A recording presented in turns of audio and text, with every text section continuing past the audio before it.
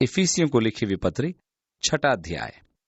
हे बालकों, प्रभु में अपने माता पिता के आज्ञाकारी बनो, क्योंकि यह उचित है। अपनी माता और पिता का आदर कर, यह पहली आज्ञा है जिसके साथ प्रतिज्ञा भी है। बच्चों, प्रभु में अपने माता पिता के आज्ञाकारी बनो, क्योंकि यह उचित है। यदि तुम्हारे माता पिता धार्मिक नहीं हैं और यदि वे आपसे कुछ कराना चाहते हैं या कुछ चाहते हैं जो आत्मिक तौर पर उचित नहीं, तब मैं नहीं समझता कि आज्ञाकारिता आवश्यक है, परंतु प्रभु में अपने माता पिता के आज्ञाकारी बने।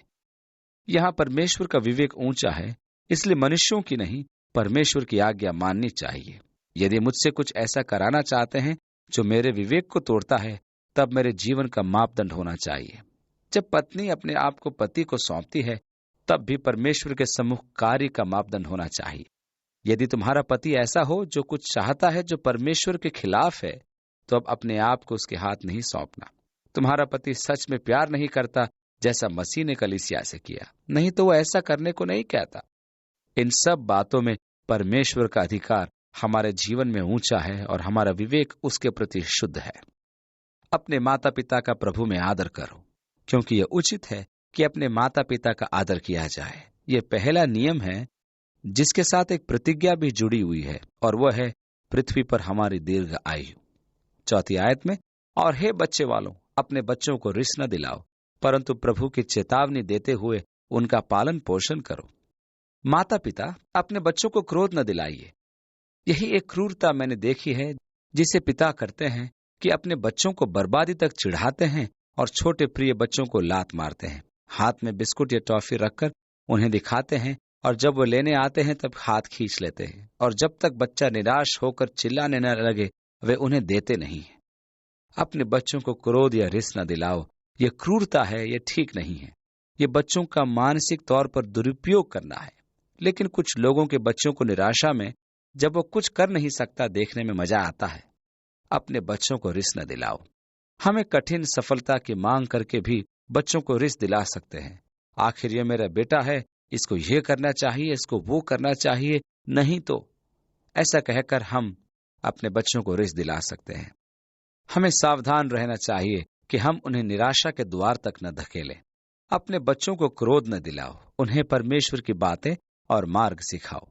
आगे, हे दासों, जो लोग शरीर के अनुसार तुम्हारे स्वामी हैं, अपने मन की सिधाई से डरते और कांपते हुए जैसे मसीह की वैसे ही उनकी भी आज्ञा मानो, और मनुष्यों को प्रसन्न करने वालों के समान दिखाने के लिए सेवा न करो, पर मसीह के दासों समान मन से परमेश्वर की इच्छा पर चलो, और उस सेवा को मनुष्यों की नहीं परंतु प्रभु की जानकर सुइच्छा से करो। हमें पवित्र शास्त्र में बताया गया है कि जो कुछ हम विचार या कार्यों के द्वारा करें, सब मसीह की महिमा के लिए करें, या जैसे मसीह के लिए हम कर रहे हों। कोई भी काम करे, मैं यीशु मसीह की गवाही देता हूं, इसलिए अच्छे से करना चाहता हूं, ताकि लोग मसीहियत को जान ले कि जो काम मैं कर रहा हूं वो बहुत महत्वपूर्ण है। मैं अधिक ध्यान दे रहा हूं, मैं 1 मील अधिक जा रहा हूं, मुझे जितना करना चाहिए उससे अधिक कर रहा हूं, कि मेरा जीवन उसके लिए गवाही बन जाए। बहुत बार हमें वह कार्य करना पड़ता है जो हमें कड़वा लगता है। कभी अधिकारी वह सब करने को कहते हैं तो हम कहते हैं, यह मेरा काम नहीं है, मैं इसको नहीं कर सकता। मैं एक कंपनी के लिए काम करता था और मुझसे सब तरह का काम करवाया जाता था। मैं विभिन्न भंडारों में जाता, मैनेजर के स्थान का काम करता था। कोई भी अड़चन आती तो वे मुझे तुरंत बुलाते थे। कभी मैं भंडार में जाता और वे गंदा होता क्योंकि सफाई कर्मचारी नहीं होते थे। मैं कमरा साफ करता, फर्श पर झाड़ू लगाता, और मैं सोचता था जो वेतन मुझे मिलना चाहिए था वो तो मुझे मिलेगा ही, इसलिए क्यों न मैं थोड़ा और काम करूं। मैंने एक सम्मानित कर्मचारी की छवि बनाई जो हर काम करता है, क्योंकि जो कुछ मैं करता मसीह के लिए करता था, और मैंने जाना कि वे मेरे समय की पगार देते हैं, इसलिए जब तक मैं यहाँ हूं जो वे कहेंगे मैं करूंगा। जो भी करो मसीह के लिए करो, मनुष्यों को प्रसन्न करने के लिए नहीं, परंतु प्रभु को खुश करने के लिए, ताकि हम उसके गवाह ठहरें। 7वीं आयत में, उस सेवा को मनुष्यों की नहीं परंतु प्रभु की सेवा जानकर सच्चे हृदय से करो, क्योंकि तुम जानते हो कि जो कोई जैसा अच्छा काम करेगा, चाहे वह दास हो चाहे स्वतंत्र व्यक्ति, वह प्रभु में वैसा ही प्रतिफल पाएगा। मैं अंततः प्रभु से प्रतिफल पाने की प्रतीक्षा कर रहा हूं। हे स्वामियों, तुम भी अपने सेवकों को डराना धमकाना छोड़कर उनके साथ प्रेम पूर्ण व्यवहार करो, क्योंकि तुम जानते हो कि उनका और तुम्हारा दोनों का स्वामी स्वर्ग में है और वह किसी का पक्षपात नहीं करता। प्रारंभिक कलीसिया के समय जब गुलामी प्रथा थी, तब कलीसियाओं में आने वाले बहुत स्वामी होते थे जिनके साथ गुलाम भी होते थे। मजे की बात यह है कि एक गुलाम पूरे सप्ताह अपने स्वामी से आज्ञाएं लेता था, पर जब वो कलीसिया में जाता और वहां का गुरुजन होता था, तब उसका स्वामी साधारण सदस्य के समान होता था। इस तरह कलीसिया में सारे हुक्म उल्टे हो जाते थे। परमेश्वर के सामने पद का कोई महत्व नहीं था। आगे, प्रभु में और उसकी शक्ति के प्रभाव में शक्तिशाली बनो। परमेश्वर के सारे आत्मिक हथियार बांध लो कि तुम शैतान की युक्तियों का सामना कर सको। हमारा यह युद्ध लोहू और मांस से नहीं, परंतु शासकों से, अधिकारियों से, इस संसार के अंधकार के अधिपतियों से और उस दुष्ट की आत्मिक सेनाओं से है जो आकाश में है। इसलिए परमेश्वर के सारे हथियार बांध लो कि तुम बुरे दिन में उसका सामना कर सको और सब कुछ पूरा करके विश्वास में स्थिर रह सको, खड़े रह सको। अब हम पत्री के आखिरी हिस्से में आते हैं और यहाँ विश्वासियों के आत्मिक हथियारों के बारे में कहा गया है। पहले 3 अध्यायों में पौलुस ने विश्वासी के धन की बात, अगले 2.5 अध्यायों में पौलुस विश्वासियों के चाल चलन के बारे में बात करता है। अब वो आत्मिक हथियार के बारे में बोलता है। अन्य शब्दों में कहें तो पहले 3 अध्यायों में वह परमेश्वर के साथ हमारे स्थान के बारे में बात करता है। अगले 2.5 अध्यायों में वह चाल और अब वह खड़े रहने की बात करता है कि निदान प्रभु में शक्ति के प्रभाव में शक्तिशाली बनो। जानिए कि अपने आप में हमारी कोई शक्ति नहीं है। प्रभु हमें शक्ति देता है, उससे अलग होकर मैं कुछ नहीं कर सकता, परंतु मैं सब कुछ कर सकता हूं यीशु में जो मुझे शक्ति देता है। प्रभु में और उसकी शक्ति के प्रभाव में शक्तिशाली बनो। परमेश्वर के सारे आत्मिक हथियार बांध लो। यहाँ पौलुस रोमी सिपाहियों को देखता है जो अपने आप को युद्ध के लिए तैयार करते हैं। ठीक उसी प्रकार हम मसीह लोग भी युद्ध में हैं, परंतु ये एक आत्मिक युद्ध है। हमारा युद्ध लहू और मांस से नहीं, परंतु शासकों से, अधिकारियों से और दुष्ट की सेना से है। उन्हें हम अधिकारी, अधिपति और दुष्ट की आत्मिक सेना कहते हैं। दुष्ट की सेना में उनकी अलग अलग पदवियां हैं। वहीं पर हमें आत्मिक हथियारों की जरूरत है। इस आत्मिक सेनाओं से लड़ने को परमेश्वर के हथियारों की हमें आवश्यकता है। यह एक आत्मिक युद्ध है जिसे हम शारीरिक हथियारों से नहीं लड़ सकते, इसलिए आत्मिक हथियारों को लेने होंगे। हमारा युद्ध लोहू और मांस से नहीं, परंतु शासकों से, अधिकारियों से, इस संसार के अंधकार के अधिपतियों से और उस दुष्ट की आत्मिक सेनाओं से है जो आकाश में है। इसलिए परमेश्वर के सारे हथियार बांध लो कि तुम बुरे दिन में उनका सामना कर सको। 14वीं आयत में, इसलिए सत्य से कमर कसकर और धार्मिकता की झिलम पहनकर। जब हम सारे आत्मिक हथियार बांधते हैं तो सबसे पहला हथियार जो हमें बांधना जरूरी है वह है सत्य, क्योंकि दुश्मन सदा झूठ बोलकर आता है। यीशु ने कहा, शैतान झूठों का पिता है। परमेश्वर के बारे में, उसके स्वभाव के बारे में, उसके चरित्र के बारे में और आपके प्रति उसके विचार के बारे में और पाप के प्रति उसके विचार के प्रति वो आपसे झूठ बोलता है। परमेश्वर आपका न्याय करेगा, आपको क्षमा न करेगा और अपना अनुग्रह आपको न देगा। ऐसी बातें वो आपसे कहता है। ये सच है कि मैं सत्य के हथियार बांधे रहूं। दूसरा, धार्मिकता की झिलम है। इसका मतलब जो कुछ मैं करूं परमेश्वर के सम्मुख ठीक होने पाए, यही मेरे जीवन का निश्चय होना चाहिए। मैं ठीक कार्य करता रहूं। यह नहीं कि पहले मैं हालत देखूंगा फिर निश्चय करूंगा कि मुझे किधर जाना है, परंतु यह निश्चय हो जाना है कि मैं धार्मिक जीवन जीऊंगा। धार्मिकता मेरे चारों ओर सत्य कार्य करने को मुझे उकसाती है। अधार्मिकता अपने पड़ोसियों के प्रति ठीक कार्य मुझसे नहीं कराती। भलाई परमेश्वर की ओर ठीक कार्य कराती है, सही संबंध परमेश्वर के साथ, और इसी तरह अधार्मिकता परमेश्वर से संबंध खराब करवाती है। अधार्मिकता ही परमेश्वर और मनुष्यों के साथ मेरे संबंध को खराब करती।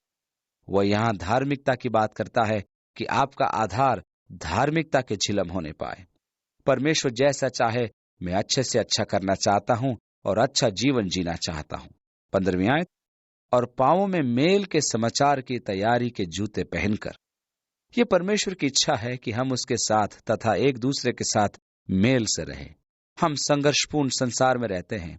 हमने वैवाहिक संबंधों के बारे में हाल ही में सीखा था।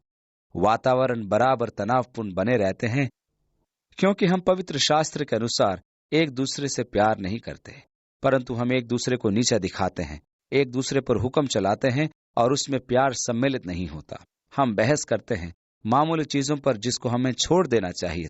हम विषय को छोड़ना नहीं चाहते, हम अपनी बात पर जोर देना चाहते हैं और कहते हैं मैं झुकूंगा नहीं, जबकि पवित्र शास्त्र कहता है झुकना बड़े बड़े अपराधों का मेल करता है। बहुत बार तनावपूर्ण हालात में जब तलवारें निकल गईं और कलह बढ़ रहा है, सारी समस्या का हल एक मनुष्य के ये कहने से होता है, मैं समझता हूं कि तुम ठीक हो, मेरा यूं बहस करना मूर्खता थी, तुम ही शायद ठीक हो सकते हो, मुझे क्षमा करो। यह समस्या को समाप्त कर सकती है और अचानक क्लेश चला जाएगा। हम क्यों सोचते हैं कि यह कठिन है, यह कहना कि मैं गलत हूं या यह कहना कि शायद तुम ठीक हो। प्रभु हमारी मदद करे कि और भी ज्यादा हम हमारे जीवनों में इसे प्रदर्शित कर सकें। आगे, और उन सब के साथ विश्वास की ढाल लेकर स्थिर रहो, जिससे तुम उस दुष्ट के सब जलते हुए तीरों को बुझा सको, और उद्धार का टोप और आत्मा की तलवार जो परमेश्वर का वचन है ले लो। परमेश्वर में मेरा विश्वास, उसकी सामर्थ, उसकी शक्ति, उसका कार्य मेरे जीवन में, इससे मैं दुश्मन के सारे वारों के विरुद्ध उद्धार का टोप पहनकर खड़ा रह सकता हूं। हे परमेश्वर, तेरा धन्यवाद हो कि तूने मुझे यीशु मसीह के द्वारा शरीर के प्रभुत्व और तानाशाही से बचाया है। मैं इसलिए बचाया गया कि मैं परमेश्वर के साथ आत्मा के द्वारा उसकी संगति में चलूं। अंत में आत्मा की तलवार जो परमेश्वर का वचन है ले लो। परमेश्वर का वचन पाप के विरुद्ध गजब का बचाव है। यूहन्ना कहता है, हे जवानों, मैंने तुम्हें इसलिए लिखा है कि तुम बलवान बनो और उस दुष्ट पर प्रबल हुए हो, क्योंकि वचन तुम्हारे हृदय में रहता है। परमेश्वर के वचन की सामर्थ मेरे हृदय में पाप के विरुद्ध सबसे बड़ा बचाव है जो मैं अपने आत्मिक युद्ध में रखता हूं। परमेश्वर का वचन मेरे हृदय में छिपा रहता है, जो मुझे सिखाता है, बचाता है और बलवंत करता है। 18वीं आयत, और हर समय और हर प्रकार से आत्मा में प्रार्थना और विनती करते रहो, और इसीलिए जागते रहो कि सब पवित्र लोगों के लिए लगातार विनती किया करो। प्रार्थना एक बहुत बड़ा आत्मिक हथियार। आत्मिक हथियारों में प्रार्थना सदा आत्मिक युद्ध में निर्णायक साबित होता है। प्रार्थना और विनतियां आत्मा में दृढ़ता और याचना के साथ सभी संतों के लिए और मेरे लिए भी की जाएं, और पौलुस कहता है, ऐसा ही आप मुझे दे कि मैं अपना मुंह दृढ़ता से पवित्र शास्त्र के भेदों को खोलने के लिए खोलूं। कितनी अच्छी बात है कि प्रारंभिक कलीसियाओं में अधिकतर दृढ़ता और परमेश्वर के सत्य को घोषित करने के लिए प्रार्थनाएं होती थी। इसका कारण यह था कि जो लोग वचन प्रचार करते थे उन्हें सताया जाता, बंदीगृह में डाला जाता और कभी कभी मार भी डाला जाता था। करीब 60 लाख लोग सुसमाचार सुनाने के कारण कलीसिया के आरंभ से पहले 270 वर्ष पूर्व मृत्यु के घाट उतारे गए। करीब 60 लाख लोग शहीद हुए हैं। इसलिए इसमें शंका नहीं कि उनमें दृढ़ता एवं संकल्प था, क्योंकि मेरी गवाही मेरा जीवन भी ले सकती है। आपको धमकाया भी जा सकता है कि आप चुप रहें। प्रारंभ की कलीसिया में एक सताव के बाद जब प्रेरितों को पीटा गया और चुप रहने को कहा गया कि आगे को यीशु मसीह के बारे में फिर न बोलें, वे लोग वापस लौटकर अपना अनुभव बताते थे कि वे कैसे पिट गए और न्यायाधीश के सम्मुख उन्होंने क्या कहा। हम प्रार्थना करें कि परमेश्वर हमें दृढ़ता और हियाव दे कि हम सत्य को बराबर सुनाते रहें। उन्होंने प्रार्थना की और वह स्थान हिल गया और पवित्र आत्मा उन पर उतरा और वे सच्चाई के सुसमाचार बड़े हियाव से सुनाते रहे। पौलुस प्रार्थना करता है और प्रार्थना मांगता भी है 19वीं आयत में, और मेरे लिए भी कि मुझे बोलने के समय ऐसा प्रबल वचन दिया जाए कि मैं हियाव से सुसमाचार का भेद बता सकूं, जिसके लिए मैं जंजीर से जकड़ा हुआ राजदूत हूं, और यह भी कि मैं उसके विषय में जैसा मुझे चाहिए हियाव से बोलूं। मैं बहुत बार सोचता हूं, जब हमें कोई बुरी नजर से देखता है या जब कोई हमें मसीह की गवाही देने के कारण नीचा दिखाता है, हमारा व्यवहार कैसा होता है। ओह, क्या तुम यीशु के चेले हो?